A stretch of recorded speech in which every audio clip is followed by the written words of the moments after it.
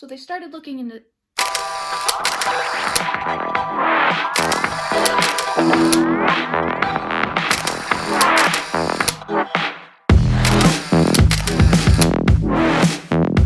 Hey guys, it's Liv here from Live Loud, and we are here again with another true crime case. I also totally did my hair yesterday with intentions of filming, and then I didn't film because life is crazy, and then I didn't do anything protective while I was sleeping, so it's a mess. So this is what we're getting.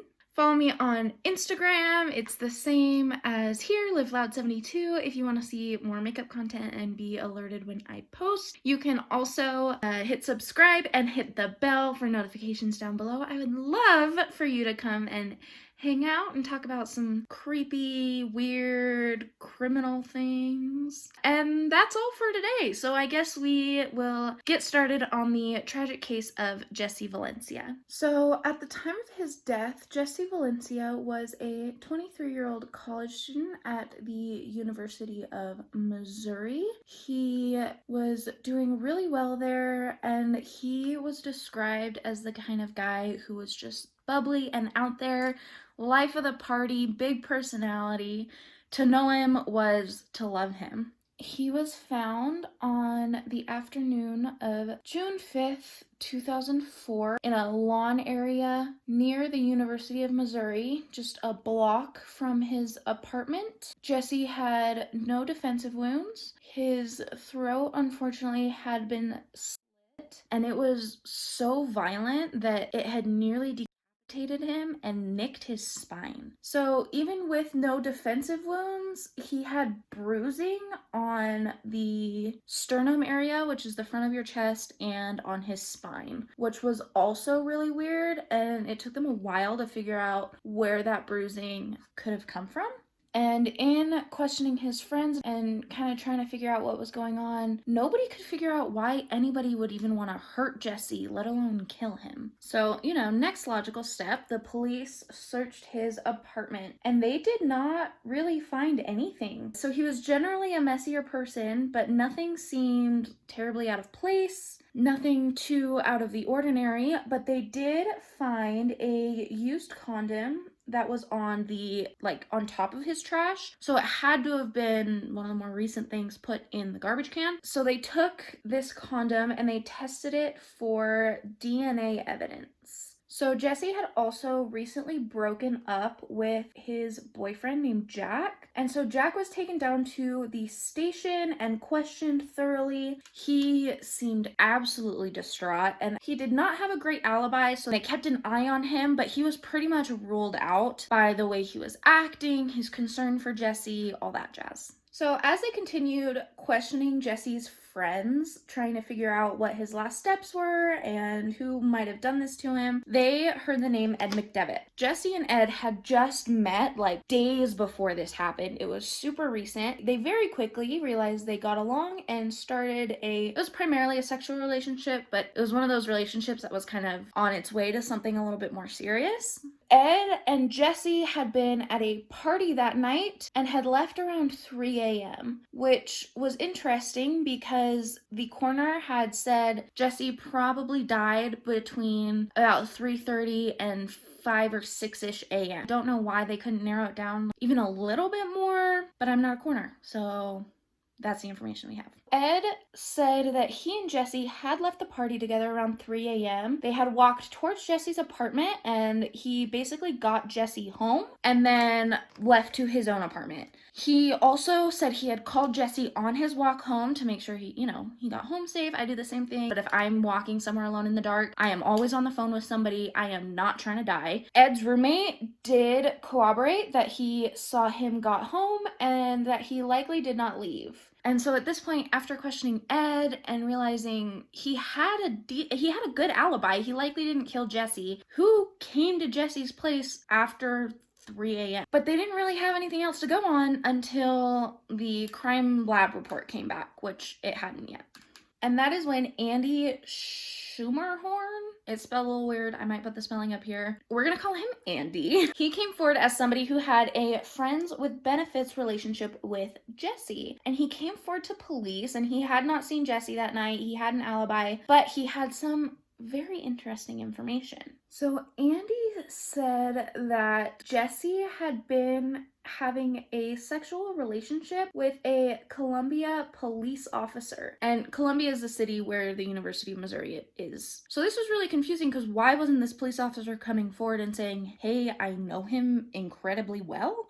He knew that they were having this relationship because one night he was at Jessie's and they were, doing their dirty little thing. And there was a knock on Jessie's door, which was really weird because it was really late. It was around 3 a.m. again. This knock, Jessie got up and answered the door. A police officer came inside Jessie's apartment, looked around with a flashlight, and Jessie said, okay, he's cool. And they had a very brief conversation that was basically, hey, are you down with this? And this police officer actually ended up joining Andy and Jessie in Jessie's bed. And he came in fully in uniform. But as this officer was leaving, he did make sure to look at Andy and tell him to keep this a secret. Andy was obviously asked to come in and identify the officer, and Andy identified Officer Steven Rios as the officer that had joined him and Jessie. So they started looking into Steven Rios.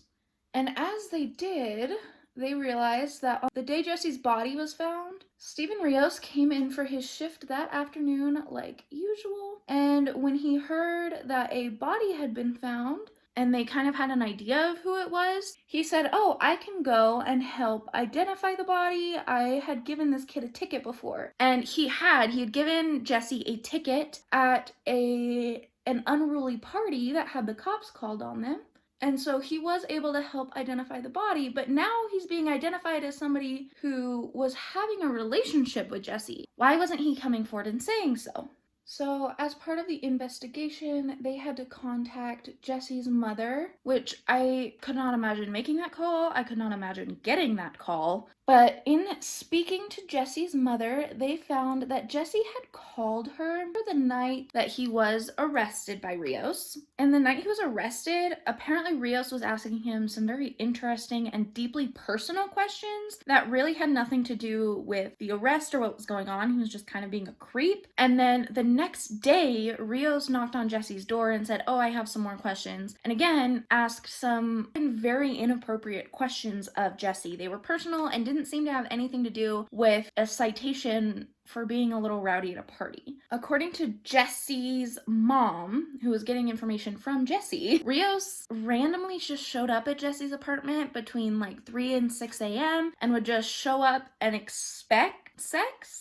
In the days before he died, Jessie had told his mom that the next time the officer came over, he was going to tell the officer, you have to leave me alone or I will be going to the police chief with this information. And that was because Jessie found out that Steven Rios was married with a newborn.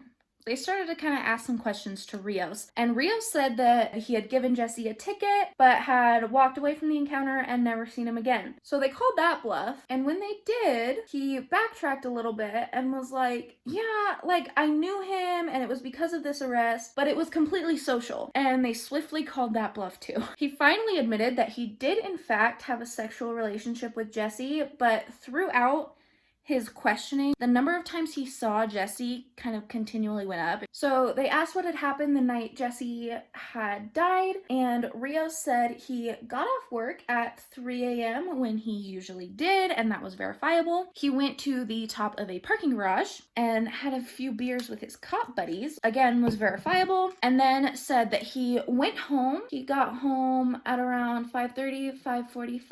He had a shower and then went to bed with his wife. He's trying to figure out his alibi. They took the drive from the parking lot where he had a few beers to his home. That was about 3 minutes. And they were done having beers around 4. And then they took the drive to Jessie's place. And that was only about 10 minutes from the parking garage. And then from Jessie's place to his home was again like 10 minutes. So he had about 20 to 30 minutes where he was completely unaccounted for.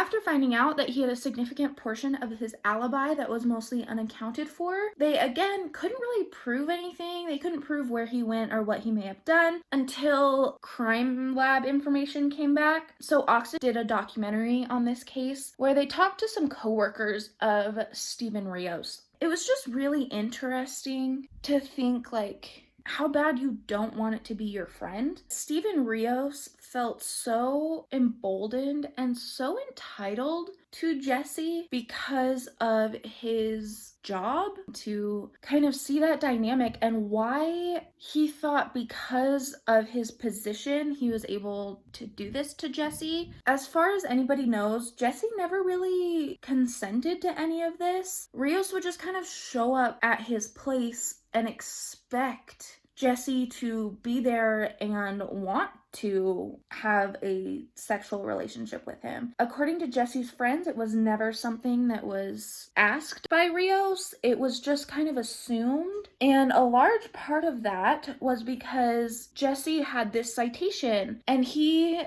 really thought that because of his relationship with Rios would kind of help him out in court and kind of help him so he wouldn't have to pay this fine. And that didn't happen. He showed up in court, and Rios showed up in court and testified against him, and he had to pay this fine for this party, which he broke the law. He should have to, but Rios was kind of using this as a power play over him to kind of get what he wanted. And then they got the crime report back. They did fingernail scrapings of underneath Jessie's fingernails. And they found Jessie's DNA, which is expected, they were his fingernails. And then they found the DNA of Ed, his buddy Ed.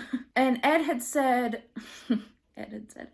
Ed said that, yeah, that would make sense. I can show you where that DNA matter came from. They had a rough sexual encounter a day or two before Jessie actually passed away. And so this was questionable because, dude, what? But everything Ed had said so far made sense. He hadn't lied to the police. He was actually super helpful and super forthcoming. And so while they still had not completely ruled him out, he was not passed over, but he was given a little bit more of a pass unless they had more evidence. They also found that the DNA on the condom was Jessie and Ed's. And so they were able to say, like, oh yeah, it was from the day or two before. He hadn't really been home much. It would make sense that it was on the top of the trash. I completely missed filming some of that, so sorry. The DNA on the fingernail scrapings, there was a third contributor, but because of the mixture of the sample, they were not able to definitively attach it to anybody.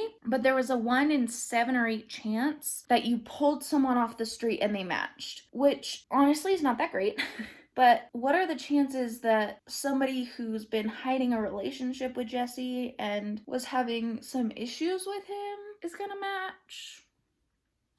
They also found 3 or 4 hairs mixed in with the blood on Jessie's chest, which means somebody had been there since he started bleeding. These hairs, they were able to determine were from a limb, be it by the way they were formed and the way the root looked and a bunch of other hair science that I'm not very privy to. And these hairs did have significant amounts of genetic material. And these hairs did, in fact, match to Steven Rios. So now that they had their guy, Steven Rios, they now had to figure out why and how he did this and make sense of all of the trauma and the lack thereof on Jessie's body. So the story the prosecution told during Jessie's story was that after work and after having a few beers, Steven went over to Jessie's place expecting their relationship, exploitation, whatever you want to call it, expecting that to continue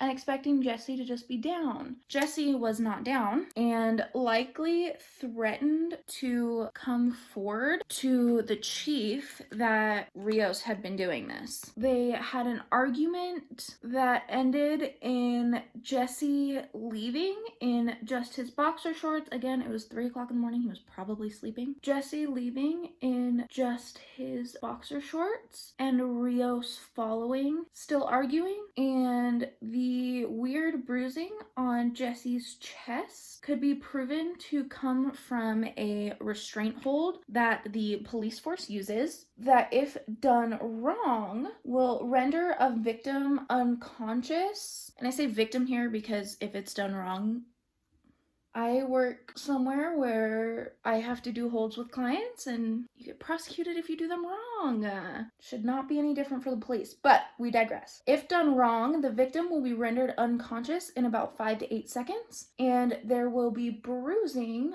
on the spine and the chest, which is consistent with the unusual bruising found on Jessie's body. They also found that Rios had failed this hold training, so technically was not able to use it while on duty. The prosecution alleged that after Rios put Jessie in this hold that rendered him unconscious, Jessie was on the ground. Rios took his knife and slit his throat, and that is why no defensive wounds were found on Jessie's body, because he was unconscious when the knife attack happened. So it was 26 days after Jessie's body was found that Steven Rios was arrested and charged with his murder. And in 2005, he was convicted of first-degree murder for the murder of Jessie Valencia. He was sentenced to life in prison for the murder, and they added 10 years for using a knife. There was like a deadly weapons charge. And the judge actually said that he wished he could tack on another life sentence just to prove a point that if you're an officer and you screw up, it's worse. But they didn't. He just got the 1 life sentence and the 10 years for the knife. So that is the story of Jessie Valencia's tragic murder. But that is all for today, guys. Thank you so much for watching. Thank you for hanging out. I am so glad that you guys got this far. If you did, leave a comment. Maybe follow my Instagram if you want to see more makeup. And until next time, as always, live happy, live safe, wear a mask, and live loud. See ya.